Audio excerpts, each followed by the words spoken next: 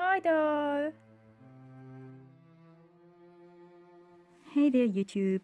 So today I'm first having a new setup. Hopefully it works, let me know.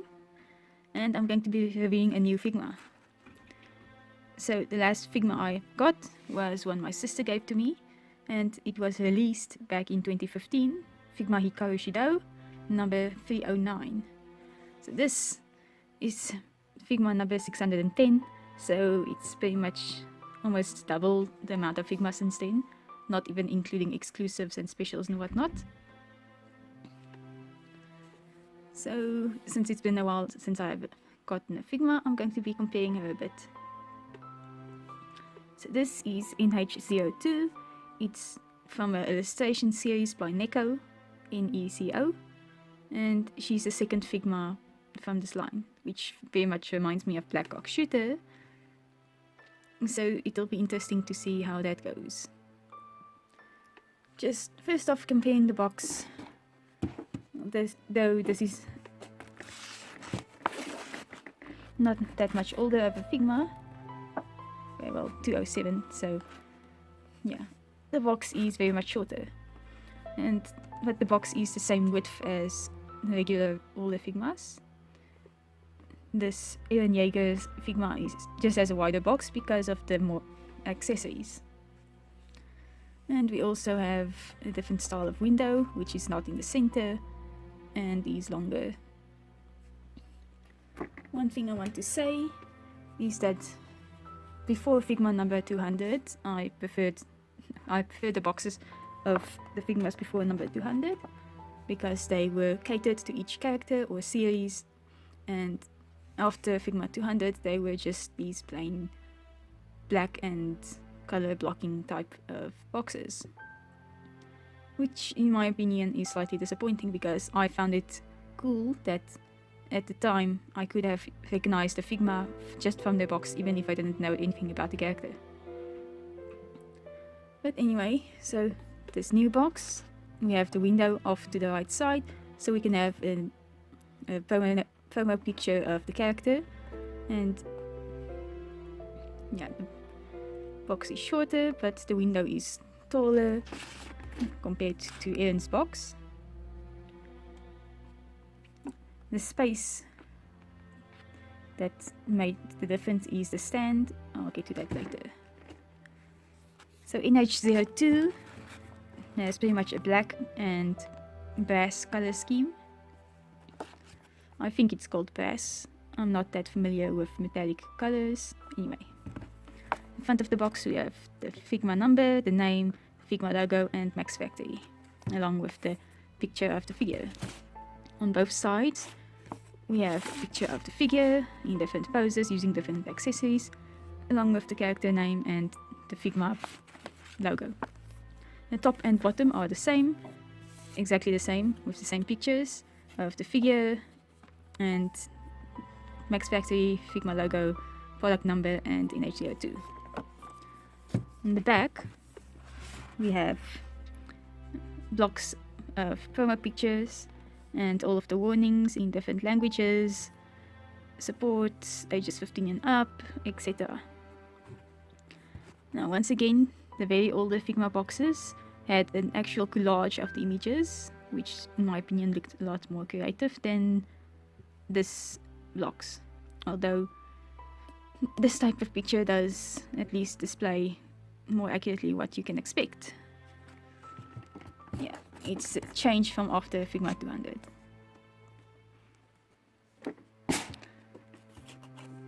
Okay, so I got her from AmiAmi, so she is legit. And as usual, Figmas have the circular tape at the bottom and top.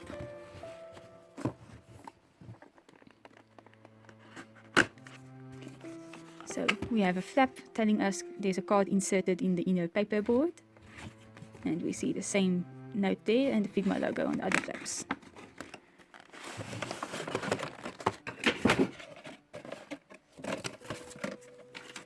Okay. So we have an illustration card of the character.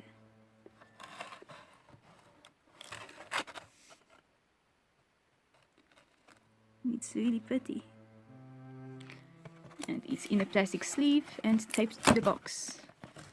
And looking at it from the other side is we have more details.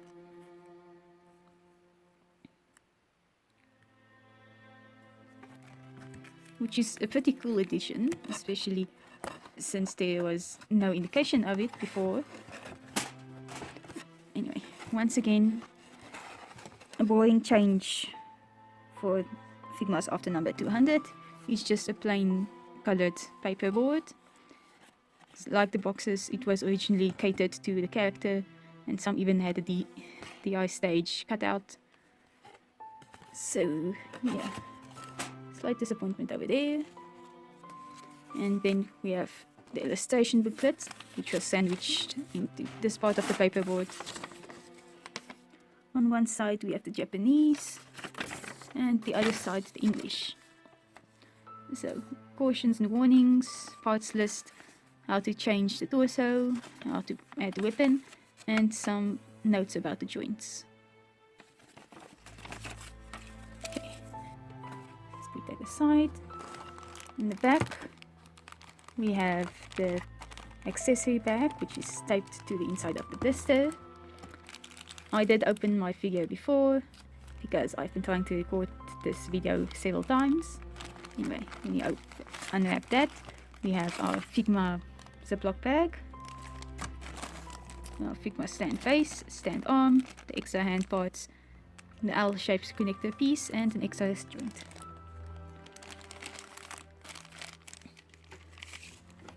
And the blister. Okay. So a blister is just a plain blister. And I mentioned before about the height. The older Figmas, like Ian, had the section at the bottom in which this bag could fit. And since it's not there anymore, that's probably why the box is shorter. Which is... I don't know, I would have preferred it having its own space than just being taped to the back.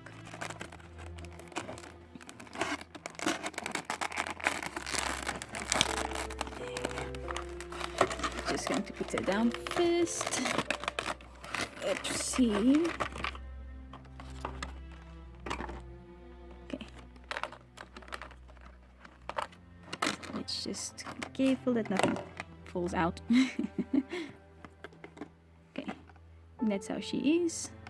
So first off, we have the extra torso piece. We have her weapon, and the top is sandwiched in a piece of plastic.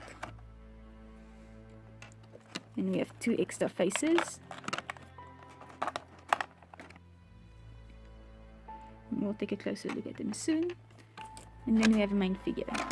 She has one piece of plastic on top of her.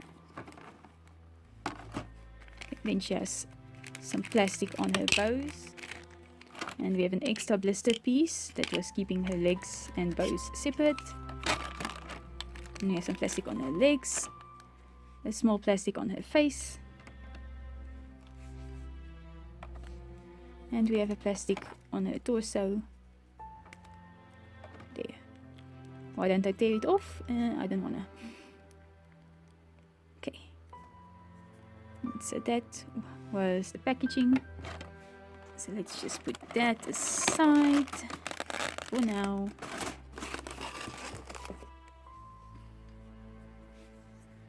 Okay, and this is NH02.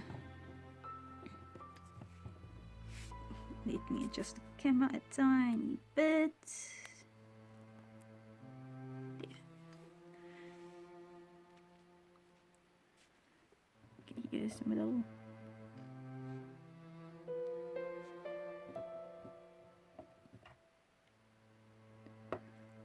Okay, let's start by taking a look at her accessories. Stand base. It's a clear plastic hexagon, not a perfect hexagon. Anyway, we have a texture and the Figma logo on top, and at the back we have the copyright from Nico, and it was made in China.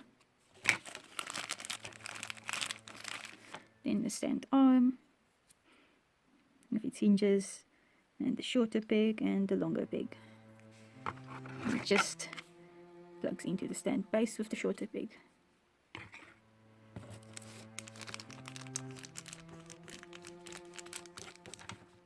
Next, L-shaped connector piece. Originally these were provided with the long-haired Figmas because, well, the stand got in the way of the long hair, so you could plug it in sideways or whatnot and avoid the long hair. But now it seems like it's become standard for most Figmas. Next, the XRS joint. It is tiny and come on.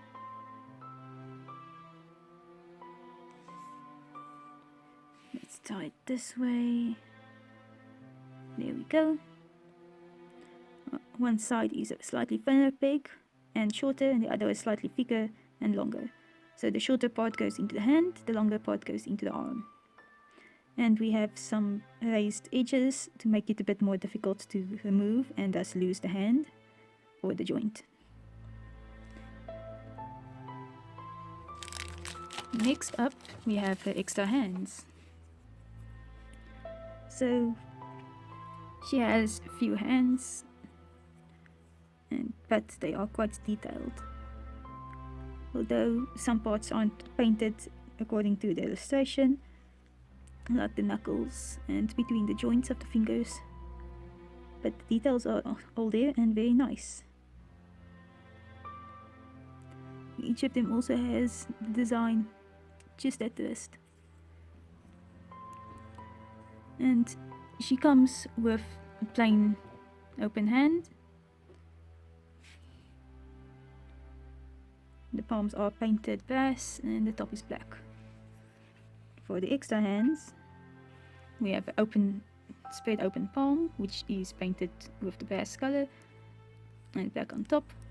Then we have some fists, which are not painted, I don't know why. And then holding hands, which are also not painted. But I can understand that the holding hands aren't painted, otherwise there would be paint transfer onto the weapon. And that's the hand she comes with. Few, but enough. The hand holder is clear plastic and it has the Figma logo.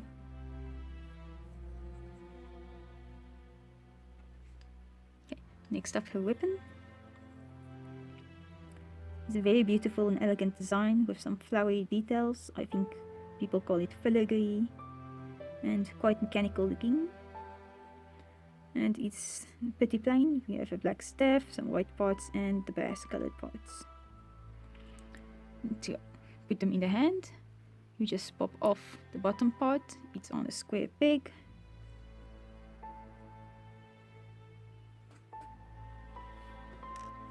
And then you take the hand and you just slide it on.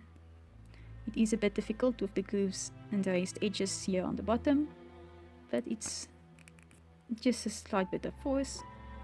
And you pop that back on, and that's that. So let's see if I can zoom in. We do have some slight text on the weapon. It's very clear and I can make out the letters, but it's so tiny that I can't really see what's written. But there's a whole lot of nice and sharp details on this weapon. The bottom is a bit simpler, but still quite elegant looking. Next is her extra torso piece. And how did that get there?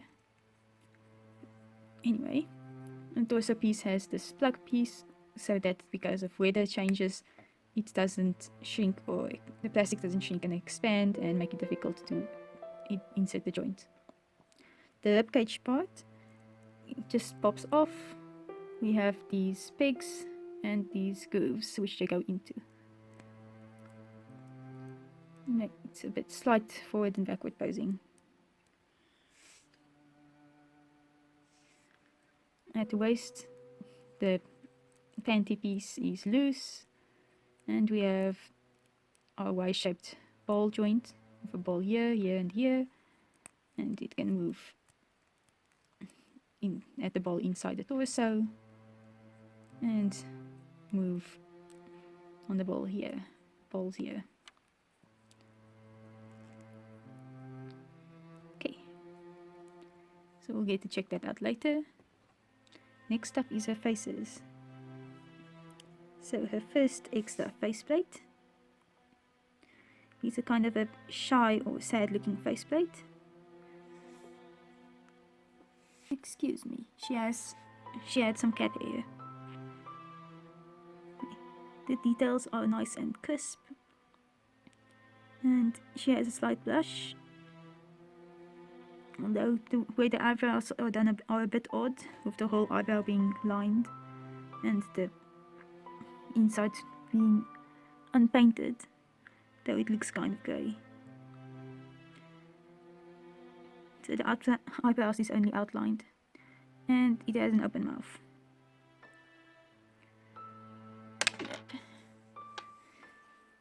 The ears are quite detailed, but nothing spectacular, and her profile view is kind of cute. Next extra faceplate, we have a slightly angry look. Well, it looks very neutral, but the eyebrows have more frown than the face she is wearing. But there is also a slight blush, but all the details are also nice and crisp.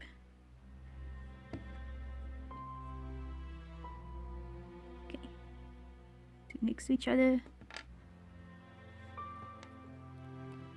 and the face she has on. Let's remove her faceplate, all her bangs. Yeah. So these two faceplates are very similar. The only difference is the eyebrows. Okay, well, the angry faceplate has a bit more eyelid creases. It's a bit closer together, but they look almost exactly the same. If she had her hair on, the difference would be pretty negligible. So as you see, to change the faces, we take the hair off, then you just take the face off and put another face on and pop the hair back in.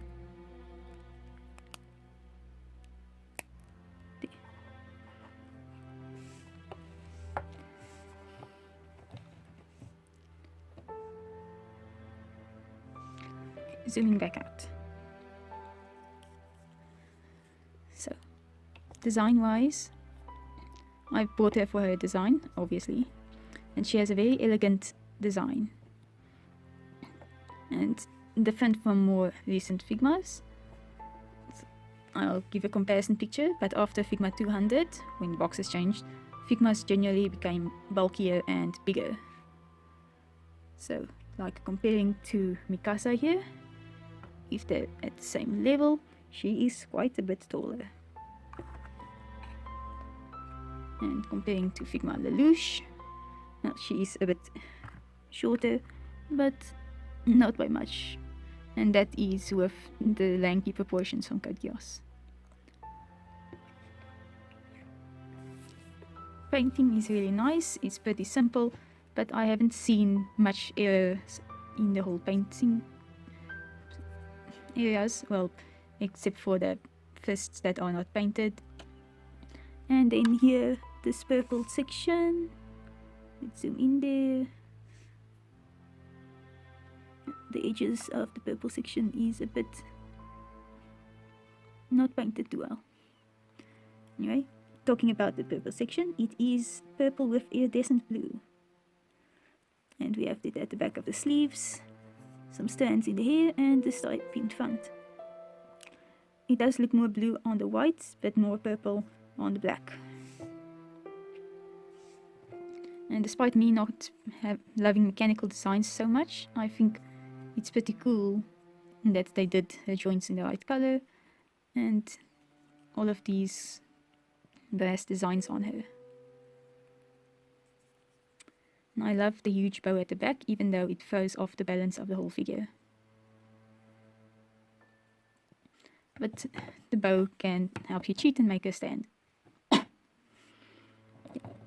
The painting is pretty good, I don't see flaws. And on her, even on her shoulder over here, let's zoom in again.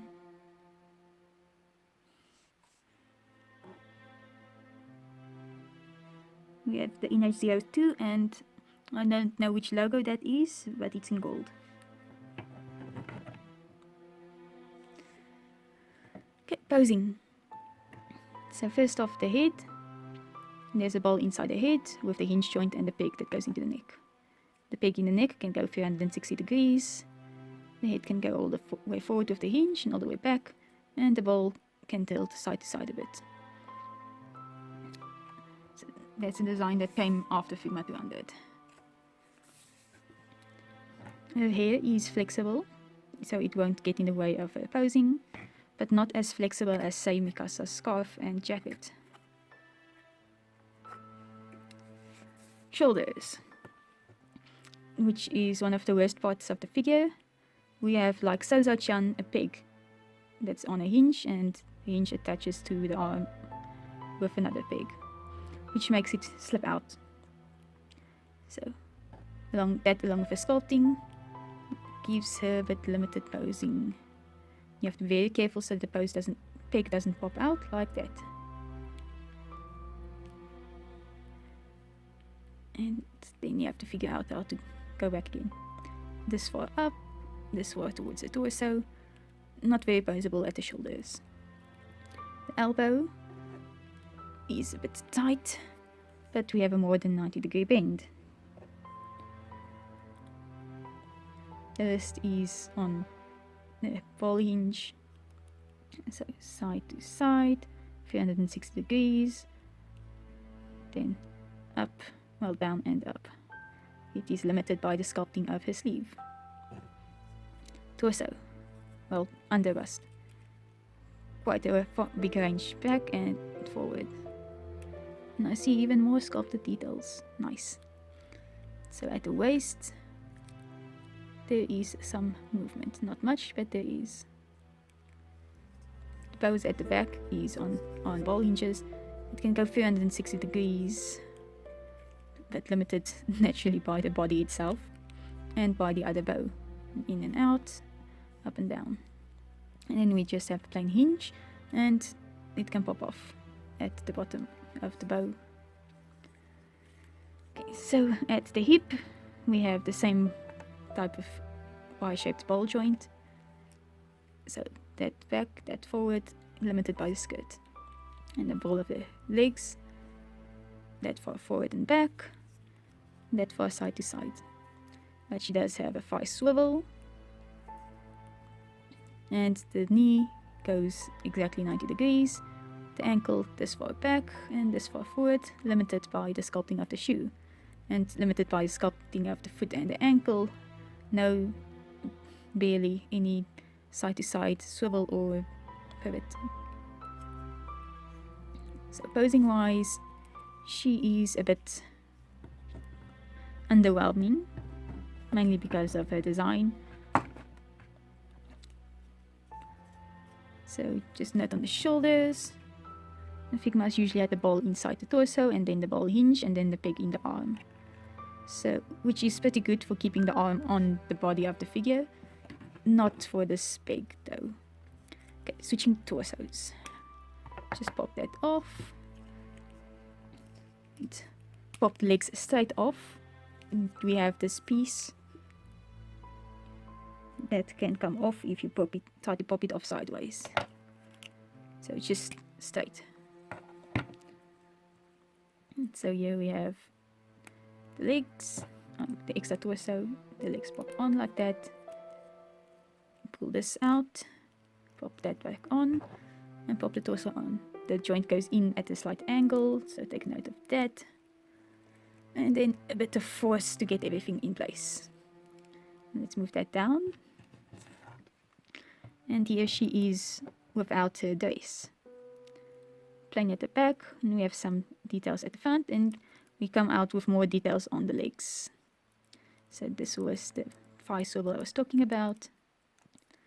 Anyway, so under bust, same posability, but now we have some extra posability for the ribcage joint And the hip joint has quite a bit of range of motion. Now she can do sideways split. The legs can go completely forward and completely back. So the posing of this extra torso piece is a lot better. But like I said, I'm not that much of a fan of the robotish aesthetic.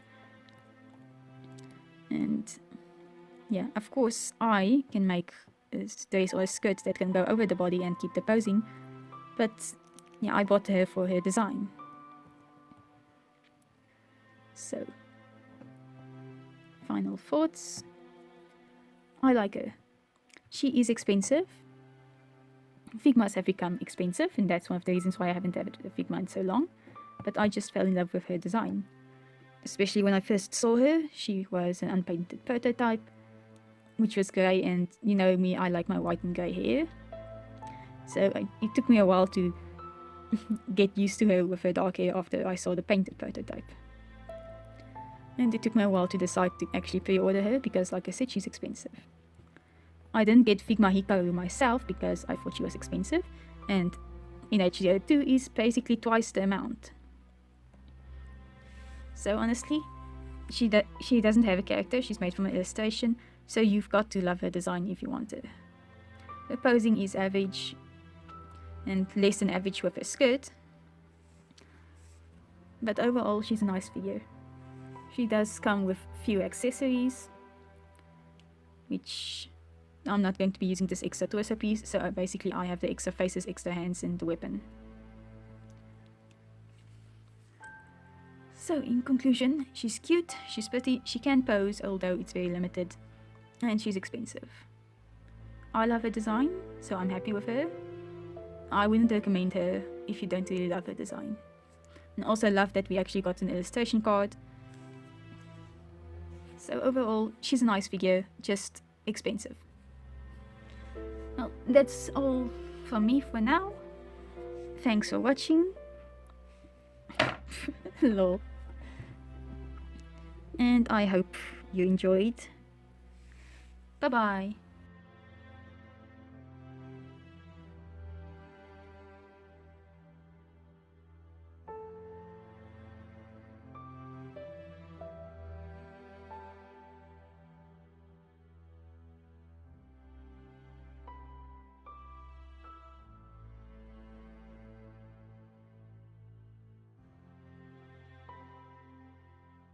Hey, just some posing shenanigans.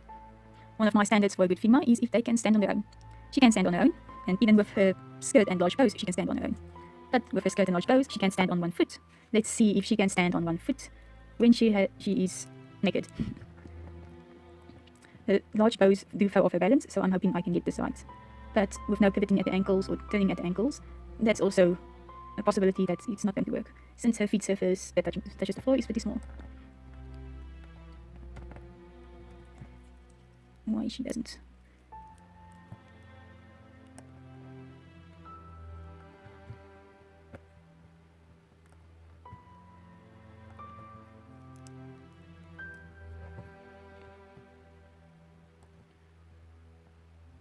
If only I can pivot her feet.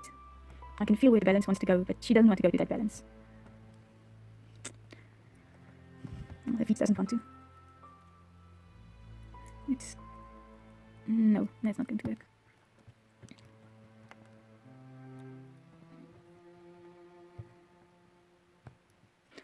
Okay, he has huge feet, I'm sure I can get him to stand. Although his feet design makes he doesn't want to pivot either. He looks so weird. Yeah, not happening. But I've been able to get Mikasa to stand on her toes, just her toes. Anyway, so that's a fail, but she looks kind of cute.